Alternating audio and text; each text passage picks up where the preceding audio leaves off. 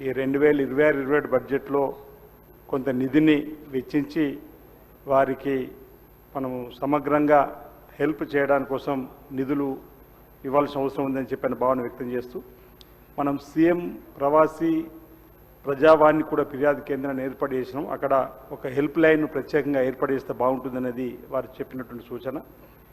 Gulf వలసదారుల పిల్లల కోసం మన గురుకులాల్లో మనం సీట్లు ఇస్తామని చెప్పినట్టు మాట ఏదో 2026-27 విద్యా సంవత్సరానికి తగు చర్యలు ప్రణాళికను సిద్ధం చేసుకుంటే బాగుంటుందనేది వారు ఇచ్చేటువంటి సూచన. ఎందుకంటే సుమారు 10 లక్షల మంది గల్ఫ్లో ఉన్నటువంటి వారి పిల్లలు చదువుకునేటువంటి వారికి.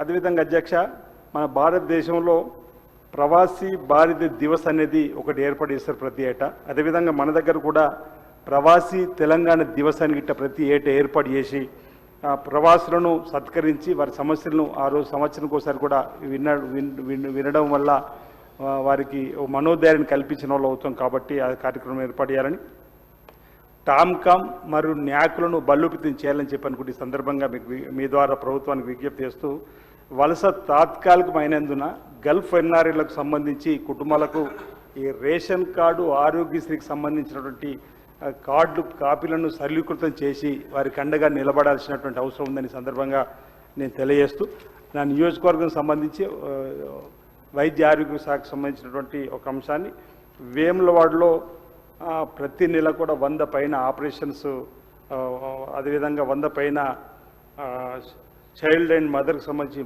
మాతా శిశు కేంద్రానికి సంబంధించినటువంటి ప్రసవాలు కూడా జరుగుతూ ఉన్నాయి. అక్కడ 50 పడకల ఆసుపత్రి కావాలని చెప్పి ప్రతిపాదన పంపించడం జరిగింది. అది ఎంసీహెచ్గా అది ఇవ్వాలని చెప్పి మీ ద్వారా కోరుతూ, ఇంకొకటి ఈ పల్లెదావ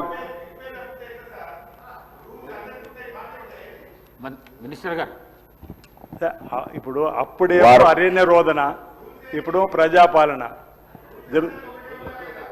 అయితే ఒక పల్లె అధ్యక్ష, నాకు ఈ అవకాశం ఇచ్చినప్పుడు మీకు ప్రత్యేక ధన్యవాదాలు. ఓకే, హరీష్ రావు గారు మీరు చెప్పినట్టు సూచన పాటిస్తున్నారు. మీరు కూడా ఇదే విధంగా సూచన పాటించాలని